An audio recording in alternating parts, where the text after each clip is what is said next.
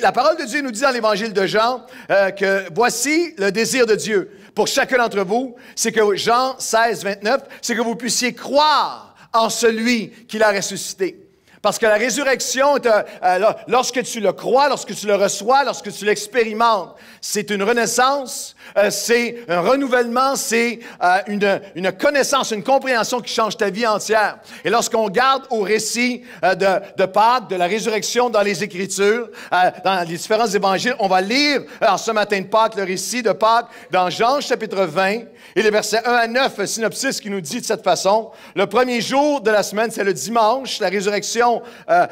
Ils ont découvert le tombeau très, très tôt, le dimanche matin, le premier jour après le sabbat. Le premier jour de la semaine, Marie de Magdala, ou Marie-Madeleine, se rendit au sépulcre très tôt le matin et elle vit que l'immense pierre avait été ôtée. Elle courut chercher Pierre et Jean et leur dit, « Ils ont volé le sépulcre, le corps du Seigneur, et nous ne savons pas où ils l'ont mis. » Ils ne croyaient pas à la résurrection. Elle pensait que le corps avait été volé. Personne, les disciples et ceux qui connaissent les évangiles, on l'a étudié ensemble dans les dernières semaines, ne pouvaient pas imaginer, concevoir la résurrection, même si Jésus l'avait annoncé. Elle panique parce qu'elle pense que le corps a été volé.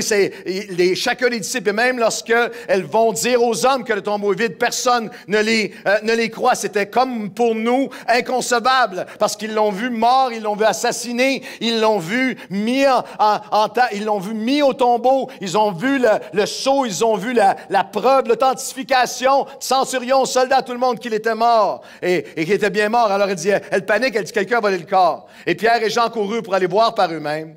Et Jean arriva le premier au sépulcre et Pierre qui le suivait arriva et entra dans le sépulcre. Alors Jean entra aussi, Pierre entre et il voit, expérimente le tombeau vide. Alors Jean entre aussi avec lui et voyant les évidences de la résurrection, il crut. Car avant cela, il n'avait pas compris les Écritures qui annonçaient que Jésus devait ressusciter des morts. Et c'est comme ça que l'Église avance depuis 2000 ans. C'est pour ça qu'elle a changé l'histoire de la terre d'une manière aussi simple que Pierre qui entre et qui voit la résurrection et Jean qui entre avec lui dans la résurrection. C'est comme ça que l'Église avance. Des gens qui expérimentent le Christ ressuscité dans leur vie, dans la réalité de leur vie, et leur témoignage devient un témoignage de quelqu'un d'autre qui les suit dans la résurrection. C'est comme ça que 40 personnes ici à l'Église Nouvelle-Vie de Longueuil, il y a 23 ans qui expérimentent la résurrection et il n'y a pas de grands invités, il n'y a rien d'autre que la façon dont l'Église grandit, c'est que nous sommes entrés dans la résurrection, nos vies sont transformées et des gens autour de nous le voient et entrent avec nous dans la résurrection. Un peu de contexte ce matin sur l'impact, la résurrection de Christ a tout changé, l'histoire de la planète. Pensez-y un instant, de 12 disciples avec Jésus, à 120 seulement, après sa résurrection, 120 qui sont là dans la chambre de prière, dans la chambre haute, en 33 après Jésus-Christ, à 2,3 milliards de chrétiens sur la terre aujourd'hui. L'histoire du monde qui est changée. Il y a tous les messies, toutes les sortes de messies ont passé, sont venus, mais lui ressuscite. Et sa résurrection change l'histoire de la terre. Un peu de perspective. L'Église chrétienne est plus nombreuse que la Chine, l'Europe et les États-Unis ensemble. Rien sur cette planète ne s'approche de la grandeur et de l'ampleur exponentielle de son impact et de son influence. Même les experts, et c'est exponentiel, les experts en missiologie nous disent, par exemple, qu'il y a plus, vous prenez le calendrier du temps, il y a plus de gens qui sont devenus des chrétiens évangéliques, qui ont donné leur vie au Seigneur entre 1980 et 2016, qu'entre la croix de Jésus-Christ et 1980 ensemble. Il n'y a aucune histoire, aucune autre période dans l'histoire de l'humanité où autant de gens, depuis 2000 ans, mais autant de gens se tournent vers Dieu parce qu'il est vivant, parce qu'il est ressuscité, parce qu'il répond, parce qu'il agit. Puis il y a un avant et il y a un après Jésus-Christ dans leur vie. Et si c'est votre cas ce matin, voulez-vous le témoigner et dire c'est vrai, c'est ce qui m'est arrivé. L'Église chrétienne parle plus de langues et est présente dans plus de pays sur Terre que les Nations unies. Elle est directement responsable de plusieurs milliards de dollars par année donnés sous différentes formes d'œuvres humanitaires et sociales à travers le monde, année après année. Comment et pourquoi une telle croissance? Jésus n'a jamais écrit aucun livre, il n'a écrit aucune lettre, mais la Bible qui raconte sa vie est le livre le plus vendu au monde encore aujourd'hui. Jésus n'a jamais composé de chansons ou de musique, mais des milliers d'hymnes ont été composés par lui et le christianisme a inspiré l'art de toutes les époques. Jésus n'a jamais construit un seul édifice, mais depuis 2000 ans, des écoles, depuis 2000 ans, des universités, depuis 2000 ans, des orphelinats, depuis 2000 ans, des organisations comme Vision mondiale, Compassion, des milliards de dollars par année. Ce sont des organisations de souche chrétiennes qui sont motivées par le Christ ressuscité. Jésus n'a jamais voyagé plus d'une centaine de kilomètres de son village natal lors de son ministère terrestre. Pourtant, ses disciples ont renversé l'Empire romain et ont changé le monde. Ses disciples ont changé le monde parce qu'il a annoncé sa résurrection et il s'est manifesté. Pour tous les Québécois qui sont ici, peut-être que vous me dites, lisez pas, n'avez pas lu les évangiles, ne lisez pas la Bible. Après sa résurrection, il s'est manifesté à eux. Il a apparu à 10 différents moments. Pendant 40 jours, a apparu à ses disciples, a apparu à ceux qui doutaient, a apparu jusqu'à 500 personnes à la fois. 30 ans plus tard, Paul écrira et dira, il a apparu à 500, dont plusieurs sont encore vivants. Et c'est ces personnes-là qui étaient terrorisées avant, les disciples qui pensaient qu'ils étaient morts et tellement morts qu'ils sont même pas allés à sa funéraille, qui se sont sauvés, qui ont abandonné tout, qui avaient toutes les peurs du monde, sont devenus remplis d'une force qui est inexplicable, étaient prêts à mourir martyrs, et cette poignée d'hommes et de femmes qui avaient été si apeurés sont devenus ceux qui ont changé le monde. Jésus a passé 3 ans à annoncer qu'il était fils de Dieu. Il était ou fou, ou fraudeur, ou fils de Dieu. Il a apparu, il a ressuscité, il a commencé à manifester. Il a apparu à ses disciples, il a apparu aux foules, il a apparu à ceux qui ne le croyaient pas. Et il a apparu même à son frère, Jacques. Combien d'entre vous, qui ne croient pas, dans les évangiles, on a une vignette où Jacques ne croyait pas à la résurrection. Il ne croyait pas que Jésus était le Fils de Dieu jusqu'à la résurrection. Combien d'entre vous, vous avez un frère, un grand frère ou un petit frère? Lui, votre message, un frère, un grand frère. Qu'est-ce que ça prendrait pour vous convaincre qu'il est le Fils de Dieu? Il faut que tu le vois vraiment mort, il faut que tu le vois vraiment ressuscité. Et Jacques est devenu l'apôtre de l'Église de Jérusalem parce que le Christ est ressuscité et les bénéfices de sa résurrection touchent une personne à la fois, des multitudes à travers les siècles jusqu'à nous aujourd'hui. Les bénéfices de la résurrection. Les bénéfices de la résurrection, il y en a des dizaines et des dizaines, mais la résurrection, c'est le pardon, c'est la paix.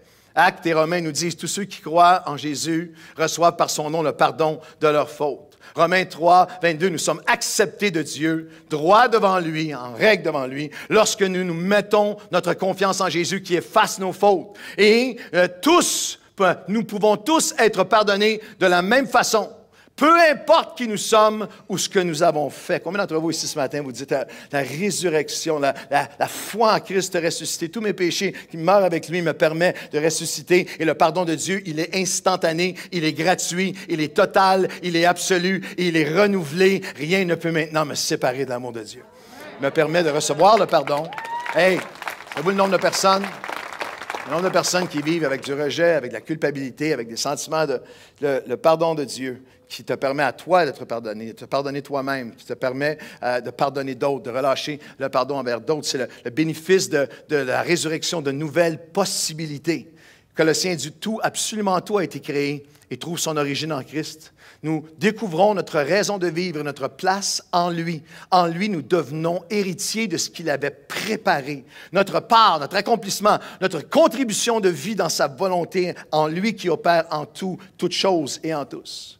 Et des millions de personnes à travers le monde, des milliers ici ont découvert qu'à travers la foi, à travers leur foi en Christ ressuscité, ont découvert une vie, des possibilités en eux, un appel, une destinée qui leur était absolument inconnue autrement. La possibilité qui est sans limite. La résurrection, c'est la promesse que sa présence nous porte au quotidien. C'est pour ça que l'apôtre Paul priait dans Éphésiens, je prie que vous puissiez simplement saisir. Tu vas arrêter de subir et tu vas commencer à saisir lorsque tu saisis la puissance de la résurrection à chaque jour, qui devient littéralement une force qui te porte. Les croyants du monde entier passent les mêmes attaques, les mêmes combats, mais ont une force. C'est une force qui est surnaturelle, où Dieu te porte. La Bible dit pourquoi. L'apôtre Paul enseigne sur ce sujet, il dit, « Si le même esprit qui ressuscite à Christ d'entre les morts habite, demeure en vous, il vous redonnera la vie. » et il ressuscitera vos corps mortels. Lorsque l'expression biblique corps mortel est utilisée, ça parle des limitations humaines, ça parle des limites de l'être humain qui sont renouvelées, limitations humaines, les lois naturelles, où l'Esprit de Dieu, à chaque jour, des croyants du monde entier et des milliers dans ce lieu, expérimentent, quelles que soient les épreuves que je vis, d'être portés par l'Esprit de résurrection. Je remercie l'équipe, une équipe qui construit nos décors à toutes les semaines, à toutes sortes de choses. C'est eux qui ont fait ce magnifique travail. Et un des membres de l'équipe, peut-être la photo peut apparaître, c'est M. Jacques Bergeron, et là on voit Jacques avec moi. Hier, son épouse Yolande, son fils Yves, qui est pasteur avec nous ici, qui nous aide, des hommes. Et Jacques est une force de la nature à 78 ans. À 78 ans, on lui donne des apprentis, il brûle tous les apprentis. 20 ans, 30 ans, il en passe 3 par jour. Il est vraiment... Et je me souviens, je parle du Christ ressuscité qui intervient dans les affaires des hommes et parfois transcende les lois naturelles, le même esprit qui ressuscite à Christ entre les morts, qui vient donner vivifier et vie à nos corps mortels, à nos limites humaines. Et il y a plusieurs années, c'est incroyable que 16 ans ont passé, mais en 2000, Jacques, à l'âge de 62 ans, était atteint et a été foudroyé par un cancer qui a duré longtemps et ça allait de mal en pis et les médecins ne savaient plus quoi faire, les traitements étaient arrêtés et un dimanche, après les réunions, on m'a dit, tu es hospitalisé depuis un certain temps et on m'a dit, ça serait bien que tu ailles à l'hôpital, la famille est avec lui et les médecins, je me souviendrai toujours, le médecin avait dit à Jacques et à sa femme, Jacques est au milieu d'une immense tempête sur l'océan, puis dans une petite chaloupe, et sa chaloupe là, ne peut pas résister à cet océan-là, de tout ce qui prenait place. Et lorsque je suis arrivé à l'hôpital, Yves était là, sa famille, Yolande, son épouse, était là, et puis on est arrivé à l'hôpital pour prier en famille, ensemble. Et pour un croyant, la mort n'est pas la fin. Cette famille était croyante, et on est arrivé pour prier ensemble, et quelque chose de particulier a pris place. Alors qu'on priait ensemble, il y a une foi qui montait dans notre cœur, puis on a prié pour lui, et je me souviens distinctement d'avoir vu Jacques commencer à s'animer, alors que même la famille qui a fait un pas en arrière, dit qu'est-ce qui se passe là, et commençait à louer le Seigneur avec nous pour dire plus tard qu'il avait vraiment senti comme si Dieu le touchait. Et dans les jours qui ont suivi, à la stupéfaction des médecins, il a sorti de l'hôpital, repris des forces et a été testé depuis ce temps-là, je pense aux 2 ans, aux 4 ans, aux 5 ans. Il est en rémission depuis toutes ces années, depuis 2000, depuis 16 ans, en rémission, sans cancer, dans une force et une forme hallucinante. Le même esprit qui est ressuscité à Christ d'entre les morts te sort de tes limitations. Et ceux qui ont déjà expérimenté, que vous avez prié et vu Dieu agir, voulez-vous applaudir pour encourager quelqu'un autour de vous?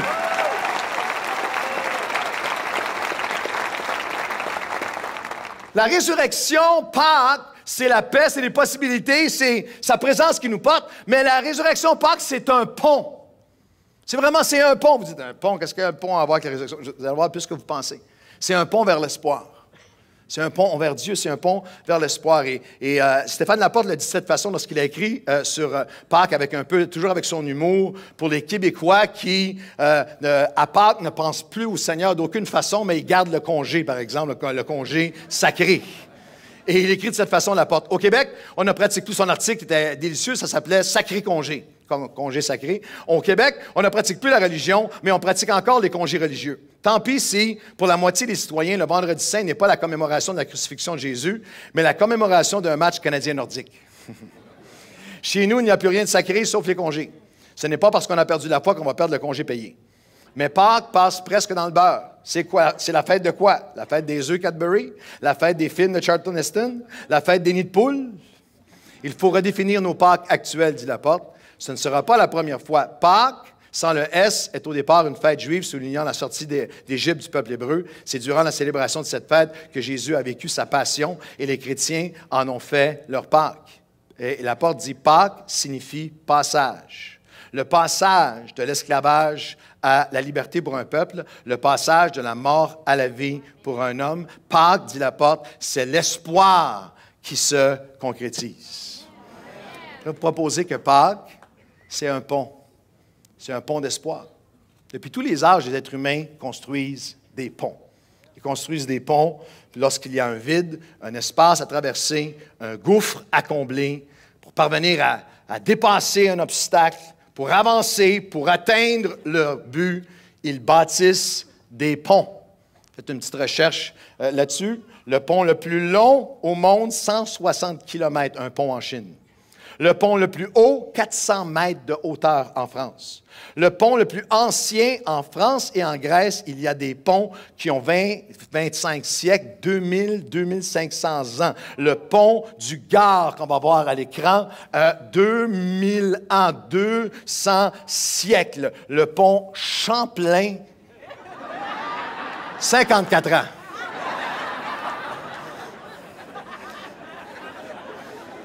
Et je vous rappelle, il y a quelques années, le panneau à l'entrée du pont Champlain est encore valable aujourd'hui. Prochain panneau, faites vos prières lorsque vous traversez là. Toutes sortes de ponts. Mais Jésus, c'est le pont entre Dieu et les hommes. C'est le pont entre Dieu et les hommes. Il dit de cette façon, dans Jean 10, il dit, « Le voleur vient pour dérober, étouffer, détruire. Mais moi, je suis venu afin que vous puissiez découvrir la vie, Zoé, l'abondance, la vie dans sa plénitude, en abondance. C'est moi qui ai la résurrection et la vie. » C'est lui le pont.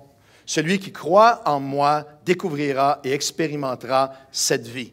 Crois-tu cela? Dieu, fait homme, qui connaît parfaitement sa création, parle des voleurs, des choses qui nous volent dans la vie, qui viennent nous voler notre vie, qui viennent nous voler. On parle de toutes sortes de choses qui viennent voler, dérober, étouffer, détruire. L'abus qui vient voler certains dès l'enfance. La négligence. Il vient voler des enfants, des jeunes de leur avenir. Les dépendances qui viennent nous voler de ce qu'on pourrait être. Mauvaises décisions que nous, on a prises ou que d'autres qui viennent nous voler. Mauvaises relations, des gens qui sortent de divorce, sortent d'abus, mauvaises relations qui viennent voler. Amertume vient nous voler, la peur vient nous voler, les échecs de nos vies parfois nous paralysent et viennent nous voler ce que nous pourrions être ou notre avenir. Les tragédies, les attentes, les pressions, les déceptions de la vie. Jésus dit, il y a un voleur, il y a des voleurs de vie, des voleurs qui viennent voler notre enfance, voler nos rêves, voler notre avenir, nos capacités, notre espoir, étouffer notre paix.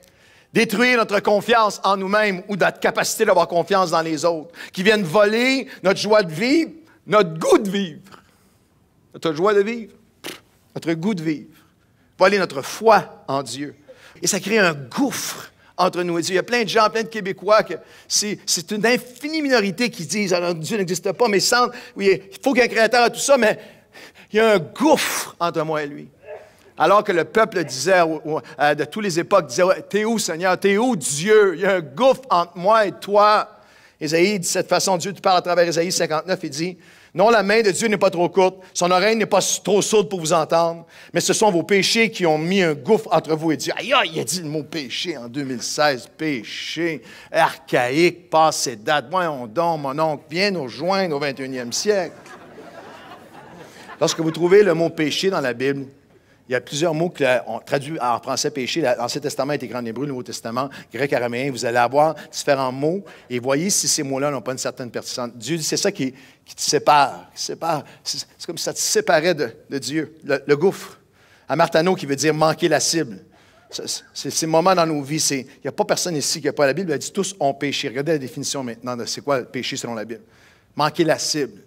J'ai manqué mon but comme homme, comme personne, comme dans ma relation, dans mon mariage, comme père, comme enfant, dans mon travail. J'ai juste manqué mon coup. J'ai manqué la cible. Manqué la cible humaine, manqué la cible de Dieu, ce que Dieu avait préparé pour moi. Parabasis, péché, traverser une ligne. Je me suis fait prendre dans un engrenage. Je suis allé bien plus loin que je pensais. Chaque personne prise par la consommation va te dire ça. Je ne pensais jamais que ça m'amené jusque-là. Je ne pensais pas que la dépendance allait jusque-là. Relation malsaine. Je ne pensais pas que ça allait jusque-là. Colère, amertume, distancement relationnel. Je ne pensais jamais que là, tu t'es distancé de quelqu'un dans ta colère, tu as boudé, tu ne sais plus comment revenir. Il y a un distancement. Péché, j'ai dépassé une ligne, toujours une ligne de plus. Avon, c'est littéralement la nuance du mot qui veut dire ce qui a été tordu, ce qui a été brisé par une force extérieure ou intérieure. Ce qu'on m'a fait m'a brisé. Ce que je me suis fait m'a brisé dans mes pensées, dans mes émotions, brisé dans mon cœur, brisé dans mon corps. J'ai été brisé par ce qui m'est arrivé. Le mot péché, c'est aussi le mot pécha. Révolte, ils sont reliés. tu manques la cible, tu traverses la ligne, il y a quelque chose qui se brise en toi. Et le mot péché, il y a une révolte là-dedans, une révolte contre Dieu, mais aussi contre le système, contre la société, contre l'Église, contre mes parents, contre quelque chose en dedans. Non, je rejette. Et un autre mot pour péché, c'est le mot paraptoma. Dépasser, tomber, c'est comme si tu tombes, c'est comme si je suis rendu trop creux, je pourrais pas revenir. Et la Bible enseigne que le gouffre de nos péchés crée une espèce de mort en nous, des choses qui meurent. Et en ce dimanche de la résurrection, la Bible reconnaît ce qui peut mourir en nous. Tout le monde ici dit, je sais ce que tu veux dire, Romains 3, 23, Romains 6, 23, tous ont manqué la cible et sont privés de cette vie abondante avec Dieu. Car le résultat, le prix de cette séparation, de ce gouffre, c'est la mort. Mais le don gratuit de Dieu, c'est une vie d'épanouissement qui ne s'arrêtera jamais, éternelle, par la résurrection de notre Seigneur Jésus-Christ. Le résultat de cette vie, le résultat de cette séparation, c'est qu'il y a des choses qui sont mortes en nous. Il y a une joie qui peut être morte, il y a une paix, il y a un espoir, il y a une confiance, il y a une relation avec Dieu qui peut... Et tu es tellement loin, c'est comme si la foi est morte en moi, la confiance. Comment est-ce que je pourrais combler le gouffre? Et c'est là que le christianisme est différent de toutes les religions du monde. À partir de ce matin, vous ne laisserez plus jamais personne vous dire toutes les religions sont pareilles. Absolument, absolument faux. Parce que toutes les religions du monde ont une chose en commun. Toutes les religions du monde, c'est tous les efforts que nous, on va faire pour essayer de se rendre à Dieu. C'est les lois, c'est les dogmes, c'est les abstinences, c'est les prières, c'est la confesse, c'est est-ce que je peux, est-ce que j'en ai fait assez, est-ce que je peux en faire assez, est-ce que je fais assez de ça, est-ce que j'ai été assez, est-ce que je me suis assez astreint, est-ce que j'ai assez... Et c'est toute la religion qui essaie, une province entière ici au Québec a essayé je vais essayer d'atteindre Dieu à travers, c'est littéralement, je vais essayer de me rendre à Dieu. Je vais essayer de me rendre à Dieu sur le pont de la religion. Combien veulent me voir essayer? Non, la religion,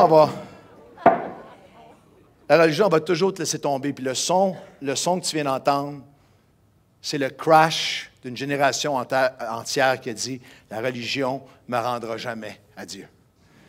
Et en résultat, une société s'est tournée au complet et dit « Bon, on va dire qu'il n'existe pas alors qu'il n'y a pas de chemin. C'est terminé, je ne suis pas capable de me rendre. » On va se tourner vers l'humanisme.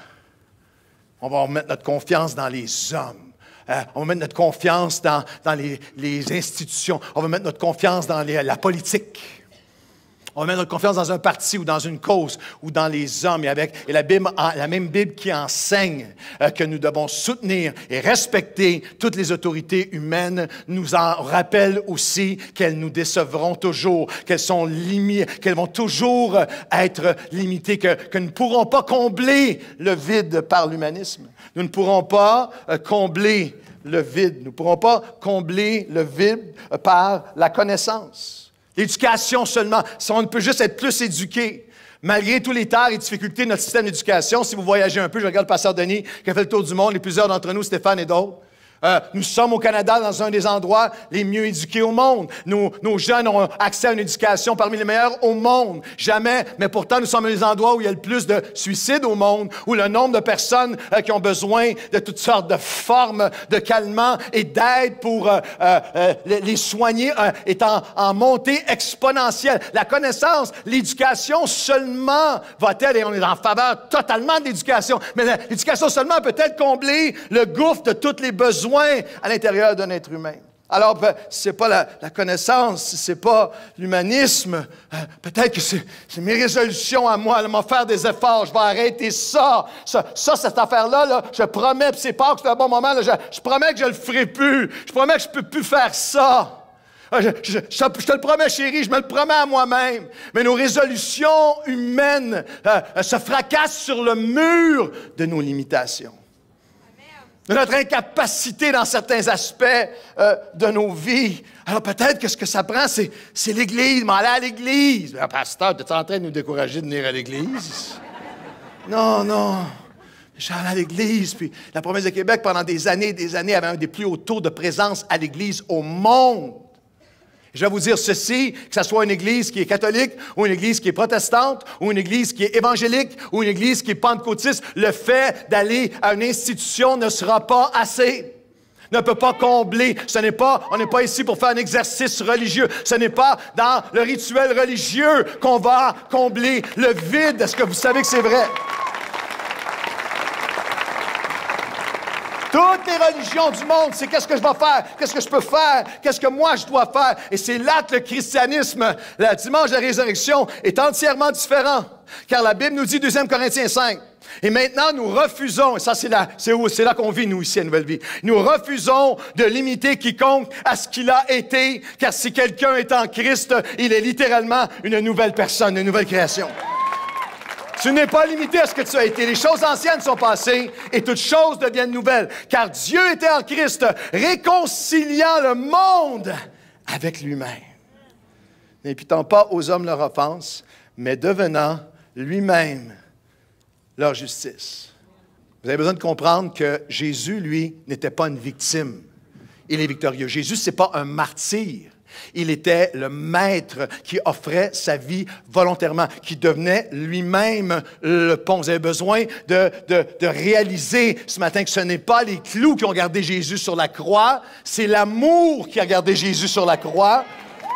Et la différence entre le christianisme et toute autre religion, c'est que ce n'est pas tes efforts, tes affaires. Qu'est-ce que toi, tu vas faire pour essayer de te rendre à Dieu, pour essayer de te rendre à la croix? Qu'est-ce que nous, on pourrait faire pour essayer de se rendre à la croix? Tout acte religieux va être insuffisant. On n'est pas capable de s'y rendre. Pas capable, je ne ferai jamais assez d'œuvres. Je ne ferai jamais assez d'œuvres pour ça.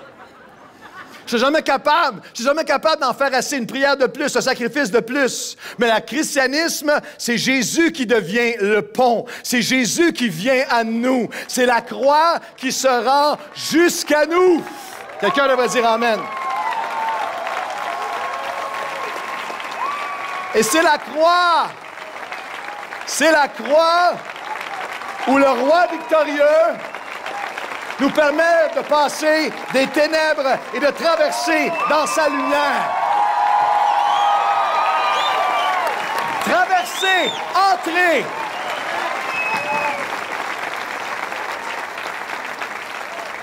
Quoi? J'ai entendu quelqu'un dire « il le fera pas une autre fois ». Ben voyons donc, toi. J'ai entendu quelqu'un dire « il le fera pas une autre fois ». Non, non, non. Je vais le faire. Si j'avais le temps, je le ferais 4 000, 5 000, 10 000 fois pour le nombre de personnes dans ce lieu qui vont venir au Seigneur Jésus dans ces prochaines années et qui vont entrer dans la résurrection que Dieu a pour eux.